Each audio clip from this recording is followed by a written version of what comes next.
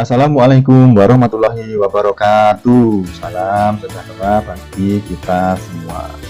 Anak-anak, hari ini kita akan belajar tema 6, energi dan perubahan. Subtema 1 pembelajaran yang pertama, yaitu tentang sumber energi.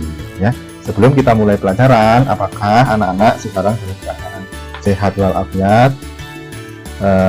Pak Guru berharap anak-anak dalam keadaan sehat walafiat. Ya, oke, langsung saja kita bahas yang pertama ya. Nih, ada bacaan ya. Lihat dan amatilah bumi yang kita tepati. Semua diciptakan Tuhan untuk kelangsungan hidup manusia. Di bumi ada matahari, air, udara, tumbuhan, dan hewan. Semuanya bermanfaat bagi manusia. Benda-benda tersebut menghasilkan energi. Apa itu energi? Bagaimana energi diperoleh? Bagaimana cara manusia memanfaatkan energi? Apakah energi akan habis? Dan bagaimana agar energi tidak cepat habis? Dan masih banyak lagi ya anak-anak pertanyaan tentang energi. Oke, sekarang mari kita pelajari bersama-sama ya. Ini ada matahari, ada sungai, dan ada apa ini namanya, generator ya. Ini untuk menghasilkan listrik ya. Oke, nah ini ada di suasana halaman sekolah ya. Ini ada anak yang kelihatannya agak sakit ini ya. Oke, saat mengikuti kegiatan jasmani atau olahraga ini ya, tiba-tiba tubuh Siti lemas dan hampir jatuh. Wajahnya nampak pucat. Pak Guru segera membawa Siti ke ruang unit kesehatan sekolah atau disingkat UKS. Sambil berjalan ke UKS, Pak Guru menanyakan ya, apakah Siti sudah sarapan? Nah, ternyata Siti itu belum sarapan anak-anak. Nah, itulah sebabnya tubuh Siti menjadi lemas dan tidak bertenaga. Nah, itu tadi penyebabnya Siti agak lemas ya, ternyata dia belum sarapan. Oke, sesampainya di ruang UKS, Siti disuruh berbaring sementara Pak Guru membuatkan teh manis. Kemudian Pak Guru menyuruh Siti minum teh manis tersebut. Pak Guru menjelaskan kepada Siti bahwa tubuh kita itu juga butuh energi ya, biar tidak kelihatan lemas ya. Oke, matahari sumber energi terbesar. Semua benda yang menghasilkan energi disebut sumber energi. Tuhan menciptakan bermacam-macam sumber energi. Air dan udara adalah sumber energi. Tumbuhan dan hewan adalah sumber makanan. Makanan menghasilkan energi bagi tubuh. Jadi, tumbuhan dan hewan juga termasuk sumber energi ya. Jadi makanan itu juga termasuk sumber energi. Ya. Sumber energi lainnya yang ada di bumi adalah matahari. Matahari menghasilkan energi, cahaya, dan panas. Cahaya dan panas matahari merupakan sumber kehidupan di bumi. Matahari adalah sumber terbesar di bumi. Nah, jadi matahari itu adalah sumber energi yang paling besar di bumi ini ya. Tuh, ini ada gambarnya ya. Ini matahari sedang menyinari tanaman ya. Oke. Tanpa matahari, tumbuhan tidak dapat melakukan fotosintesis. Dari proses fotosintesis dihasilkan makanan dan oksigen. Jadi tumbuhan itu membutuhkan matahari untuk melakukan proses fotosintesis ya. Makanan dan oksigen sangat penting bagi kelangsungan hidup manusia dan makhluk hidup lainnya. Selain membantu proses fotosintesis, sinar matahari juga merupakan sumber energi listrik. Nah, melalui pembangkit listrik tenaga surya atau disingkat PLTS, energi cahaya matahari itu dapat diubah ya menjadi energi listrik. Nah, salah satu PLTS atau pembangkit listrik tenaga surya yang paling besar di Indonesia itu terdapat di Kabupaten Karangasem, tepatnya di Provinsi Bali sana ya. Oke, jadi matahari itu selain digunakan tumbuhan untuk proses fotosintesis, ternyata matahari juga bisa menghasilkan listrik ya. Tuh, seperti itu. Oke. Nah, sekarang kita akan mencoba menjawab pertanyaan-pertanyaan yang berdasarkan bacaan yang sudah kita baca bersama-sama tadi ya. Oke, yang pertama, tuliskan informasi yang terdapat pada paragraf pertama.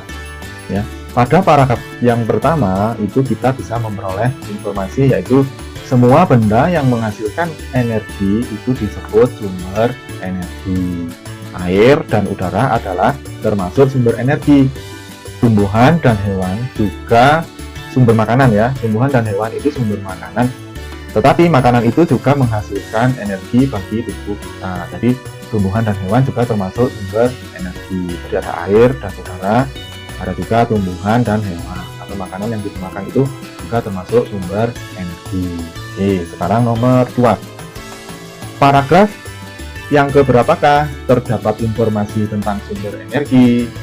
Paragraf yang menginformasikan kita tentang sumber energi adalah paragraf yang pertama, yaitu tentang sumber energi yang terbesar di muka bumi ini ya.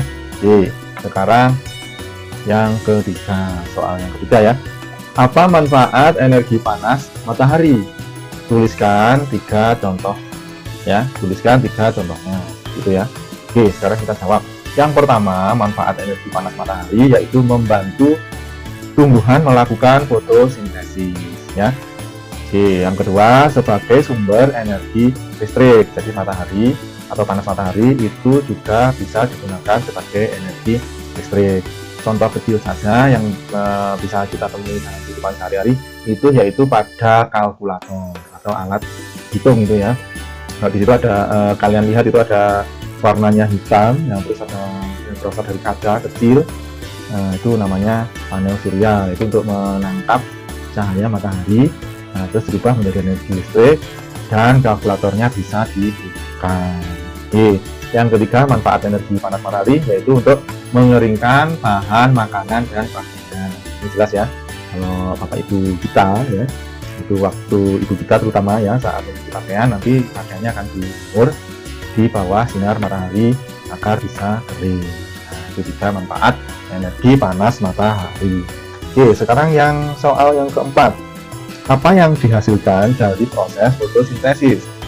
Nah, yang dihasilkan dari proses fotosintesis itu adalah oksigen dan makanan ya. Oke, jadi tumbuhan itu melakukan fotosintesis yang menghasilkan oksigen dan makanan. Itu juga dibutuhkan untuk manusia ya, oksigen untuk bernafas dan makanan ya untuk kita makan ya. Tuh. Oke, sekarang soal yang kelima. Mengapa matahari disebut sebagai sumber energi terbesar di bumi? Kenapa ya kira-kira? Jawabannya adalah matahari itu sumber energi terbesar di bumi karena menghasilkan energi cahaya panas yang sangat besar ya. Hampir semua permukaan bumi itu kena matahari ya, sinar matahari ya. Jadi itu makanya matahari disebut sebagai sumber energi terbesar. Oke. Nah, matahari adalah sumber energi yang paling penting di bumi. Kita harus bersyukur atas karunia Tuhan karena adanya energi matahari ya. Ungkapan syukur itu dapat kita tunjukkan melalui sebuah syair lagu ya. Melalui lagu kita dapat mengungkapkan perasaan kita terhadap apa saja ya. Seperti lagu berikut ini yang mengungkapkan rasa sukacita dan syukur atas adanya matahari sebagai sumber energi ya. Oke, kita lihat lagunya seperti apa. Nah, ayo kita belajar menyanyikan lagu berikut. Jangan malu atau ragu ya. Bernyanyilah dengan percaya diri. Nah, ini ada lagu yaitu judulnya Matahari yang diciptakan oleh Nur Hasana. Nah, jika kalian ingin mendengarkan lagu tersebut, kalian bisa melihat di deskripsi. Linknya sudah saya tulis ya. Linknya sudah ditulis di deskripsi di bawah video ini ya. Oke. Nah, setelah kalian menyanyikan lagu yang berjudul Matahari, sekarang kita coba perhatikan ini ada teman kalian ya yang bernama Siti sedang melakukan sebuah percobaan ya. Oke, untuk membuktikan bahwa matahari adalah sumber energi panas, Siti melakukan percobaan. Siti menyiapkan segumpal kapas dan sebuah kaca pembesar. Lalu Siti meletakkan kapas di atas sebuah wadah. Siti memegang kaca pembesar tersebut ya, atau loop ya, di atas kapas. Siti menggunakan sinar matahari Siti mengumpulkan sinar matahari ke kaca pembesar dan mengarahkan kumpulan cahaya itu ke kapas ya. Beberapa waktu kemudian kapas mulai mengeluarkan asap dan terbakar. Nah, ini gambarnya seperti ini ya. Jadi Siti mengumpulkan cahaya matahari ini, lalu oleh Siti diarahkan ke kapas. Nah, pada percobaan di atas kita mengetahui bahwa cahaya matahari tidak langsung membakar kapas. Butuh waktu lama sampai kapas dapat terbakar. Nah, jadi sinar matahari ini terkumpul lalu mengenai kapas, dan ini butuh beberapa waktu hingga kapas dapat terbakar ya. Oke, kegiatan sehari-hari juga membutuhkan waktu. Nah, ada kegiatan yang lama dan ada kegiatan yang singkat. Jadi sebuah kegiatan itu ada yang sangat lama dikerjakan dan juga ada yang sangat singkat sekali dikerjakan. Nah, sekarang perhatikan gambar berikut ini. Beri tanda centang, ini ya, ini namanya centang, pada gambar kegiatan yang waktunya lebih lama, dan beri tanda silang untuk kegiatan yang lebih singkat ya. Jadi kalian kegiatan ini ya, jadi kegiatan ini yang lebih lama itu kalian centang ya.